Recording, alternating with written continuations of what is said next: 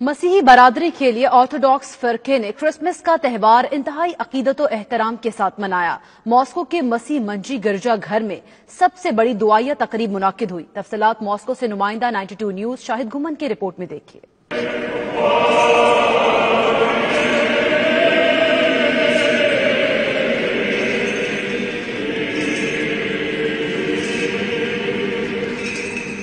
रूस में सबसे ज्यादा अक्सरियत ऑर्थोडॉक्स ईसाइयों की है, जो अपने अकीदे के मुताबिक 7 जनवरी को क्रिसमस का त्यौहार मनाते हैं। इस मुनासिबत से रूस में क्रिसमस का त्यौहार इंतहाई अकीदत और एहतराम से मनाया गया। इस सिलसिले में मॉस्को के मसीह मंजी गिरजा घर में सबसे बड़ी दुआया तकरीब का इनेकाद किया गया, जिसमें रूसी वजीर आजम दिमित्री मेदवेदेव ने शिरकत की, जबकि रूसी सदर व्लादिमीर पुतिन ने सेंट पीटर्सबर्ग के चर्च में दुआया तकरीब में शिरकत की। इस मौके पर मॉस्को के रेड स्क्वायर में हजारों की तादाद में शहरी क्रिसमस का त्यौहार मनाने के लिए उमड़ आए।